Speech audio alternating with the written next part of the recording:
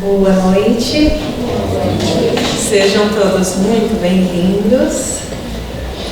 Que nessa noite nós possamos receber todas as boas energias da espiritualidade amiga e que nós possamos envolver nessa passagem que o Marcelo nos trará essa noite e que possamos também, já pensando na hora de sairmos muito melhores do que chegamos.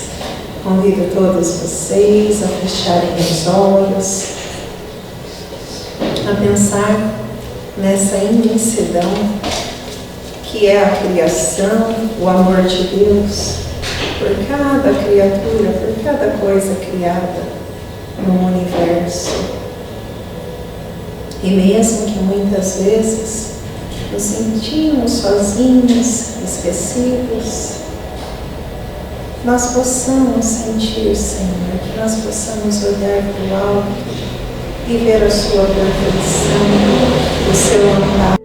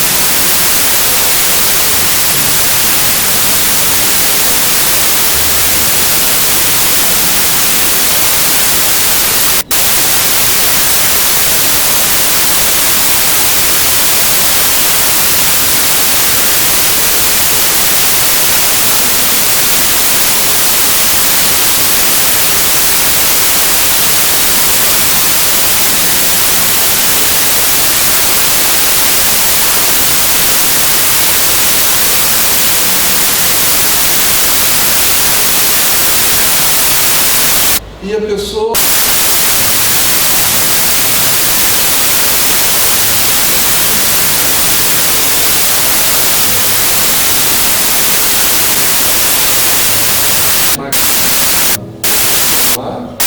se transformou no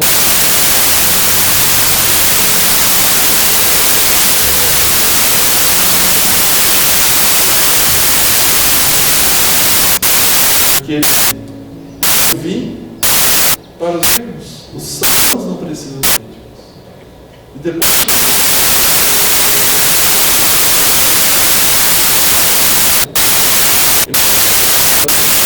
assim, que nós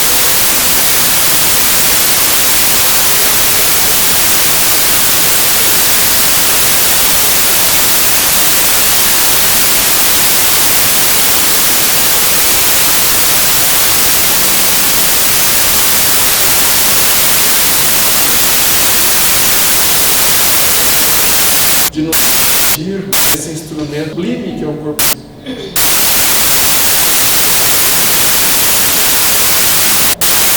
Cadeiras de madeira, né?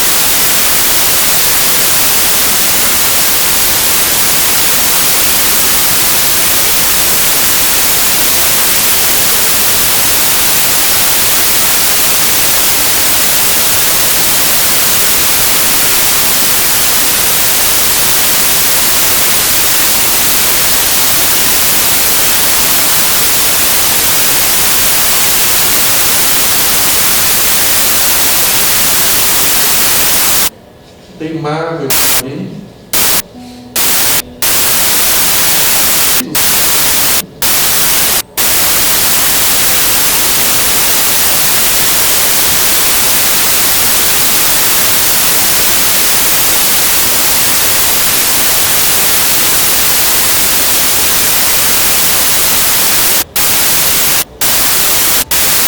Nós vivemos hoje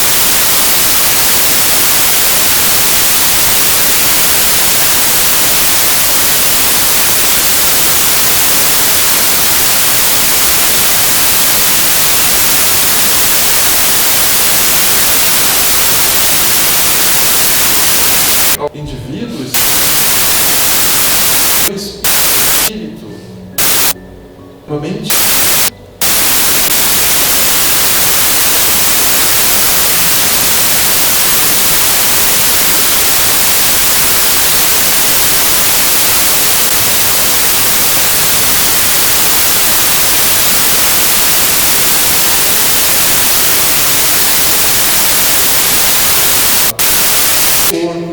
está enfermo, meu corpo está quebrado, envelhecido, posso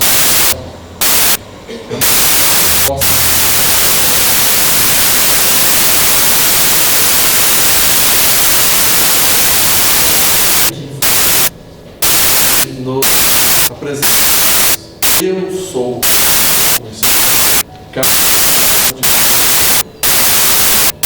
essa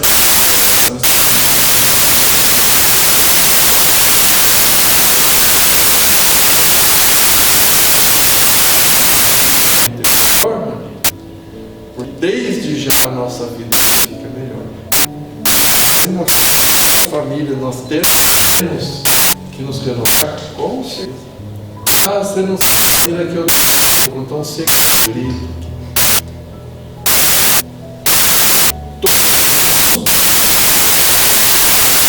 Conflitos.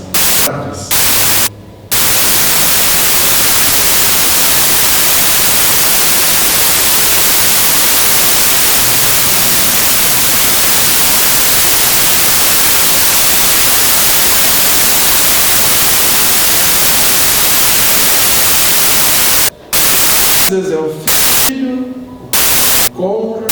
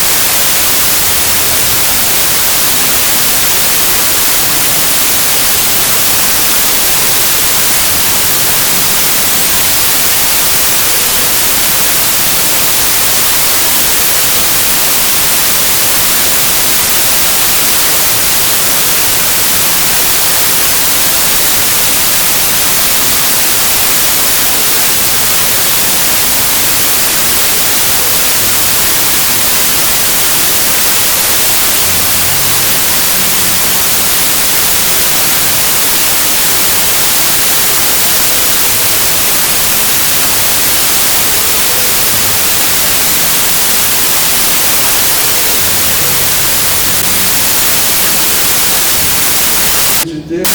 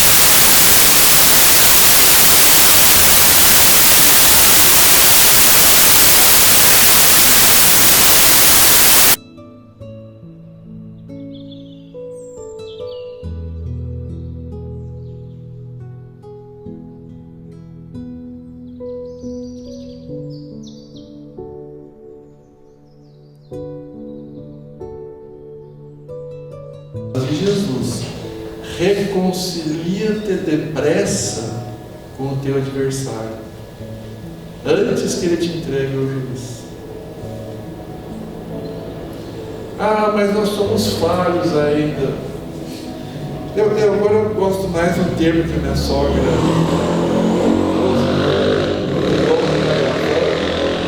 É bom falar bem da sogra quando está grávida. Fica registrado. Eu falo brincando, eu lembro muito bem com a minha sogra. Essa graça eu já alcancei. Tem muitas graças que faltam eu alcançar, mas essa eu alcancei.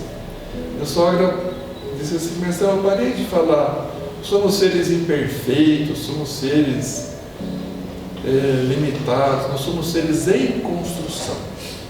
Então, se somos seres em construção, nós vamos errar mesmo, né? Quando é que nós vamos parar de errar? Quando formos espíritos puros. E está longe.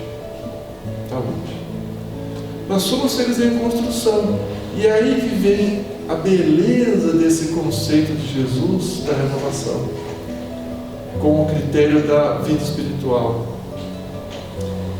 Cada dia, cada noite é um momento iluminado para a nossa renovação. Por quê? Cada noite nós ensaiamos a morte do corpo físico. Nós desprendemos parcialmente do corpo físico. E temos a ocasião de, no mundo espiritual, ir em busca daquilo que nos atrai. Tem como saber o que eu faço durante o desprendimento parcial do corpo? Claro.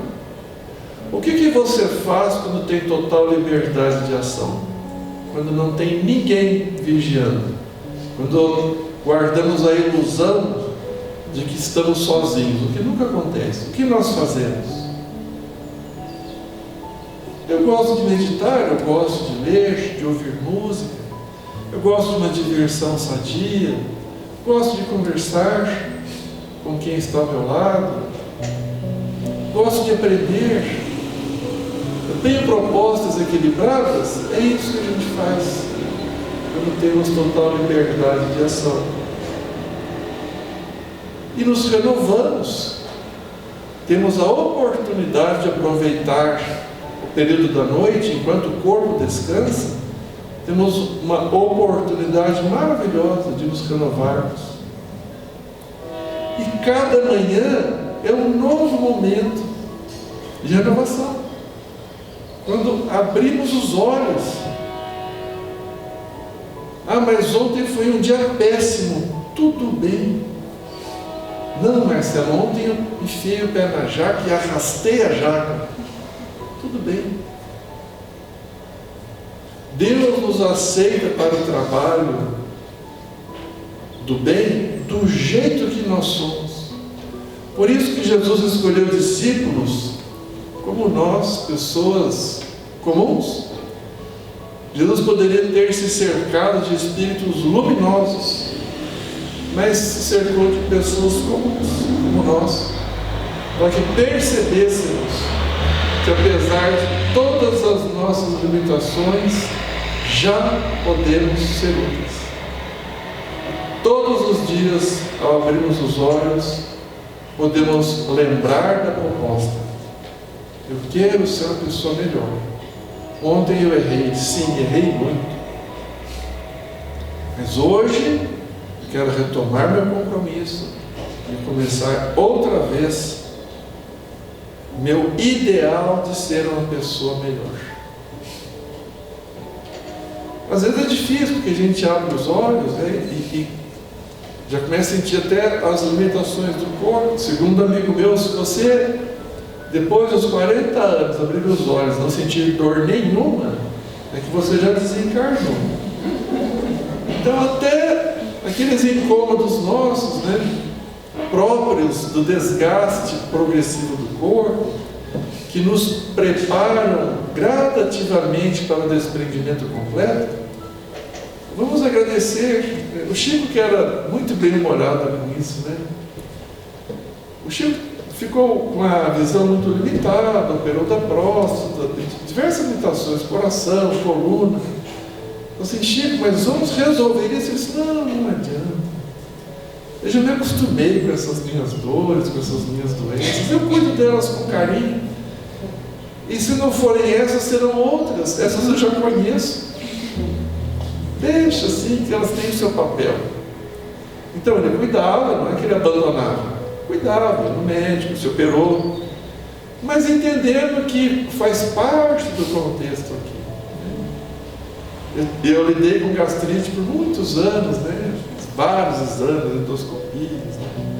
Depois de esofagite, dolerite, úlcera, até que eu entendi que a gastrite é minha amiga, de verdade. E hoje vivemos em paz, porque eu exagerar no trabalho, eu gosto muito do trabalho, mas tem que ser no limite. Eu exagerar no trabalho, que ela faz assim, oi,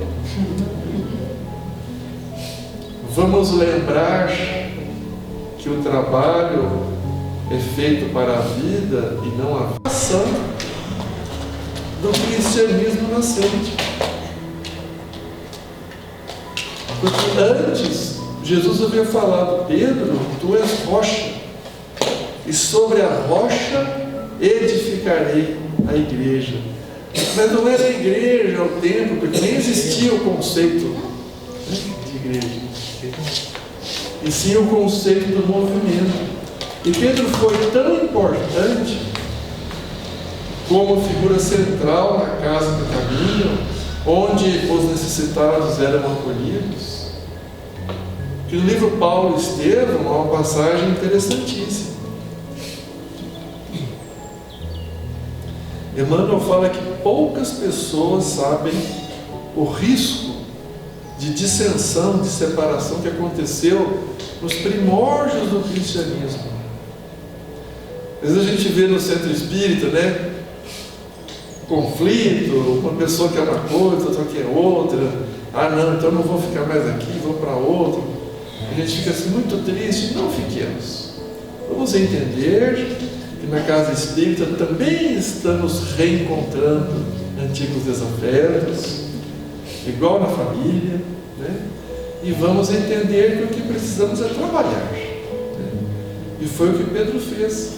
Houve um conflito enorme de Paulo com Tiago, porque Paulo tinha aquela pujança na pregação do Evangelho, particularmente aos gentios, que eram considerados indivíduos menos esclarecidos quanto à realidade espiritual.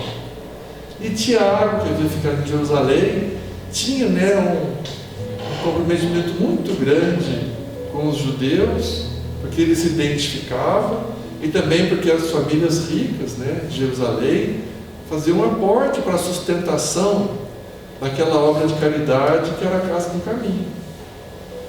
E Paulo e Tiago tiveram suas diferenças. E certa ocasião, Paulo, né, muito enfático na sua maneira de falar, colocou Pedro contra a parede. Se ele era a favor, então, da liberdade plena na divulgação do Evangelho, ou se iam ficar presos aos preceitos, aos conceitos arraigados do judaísmo. E Pedro foi muito inspirado.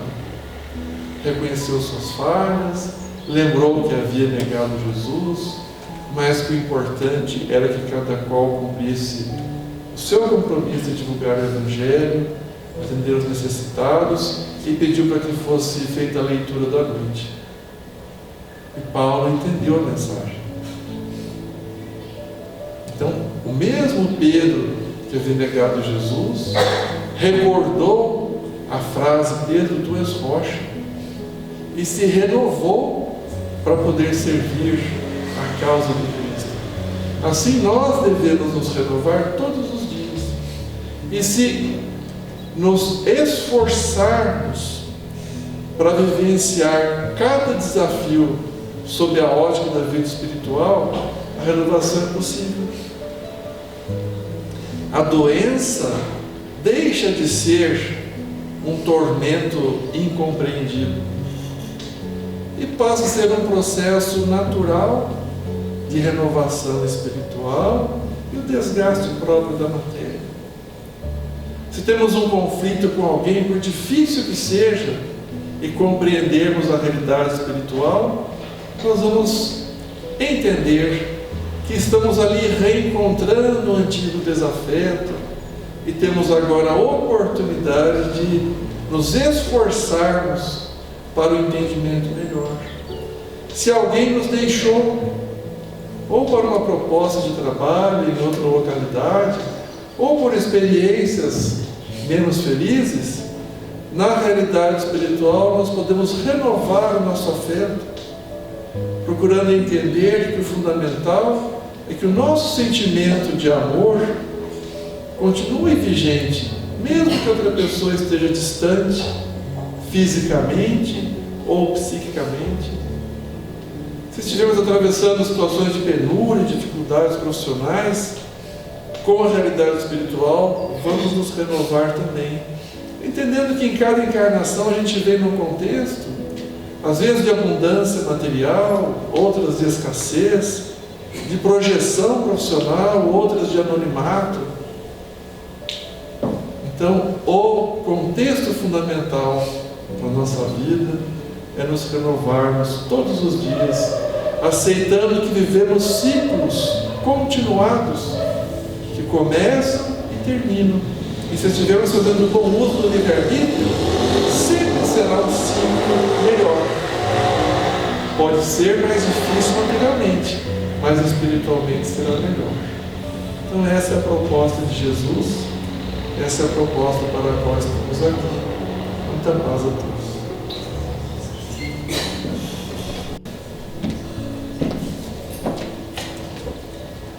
Que delícia esse convite, né? Dá vontade ainda de ficar ouvindo mais. Quantas vezes, né? A gente se acha pequeno e a gente olha aí tantos os trabalhos, tanto de Paulo citado, quanto de Maria, de Magdala, e mesmo assim eles perseveraram. Então que nós possamos também pensar com bastante carinho. Essa semana o pessoal lembrou, diz que o seu Hugo, toda vez que acabava as palestras, ele dizia depois que não vai dizer que não sabia. Olha que interessante essa fala, né? Toda vez que nós escutamos o Evangelho, nós sabemos da nossa, como disse o Marcelo, né? Não vou usar a palavra imperfeição, vamos copiar da Dona Irvânia. Vamos copiar dela a fala, né? Que estamos em reconstrução. Nós sabemos aí que estamos em reconstrução, então que nós possamos pensar com bastante carinho nessa mensagem, no convite do Cristo e colocar em prática. Muito obrigada, Marcelo.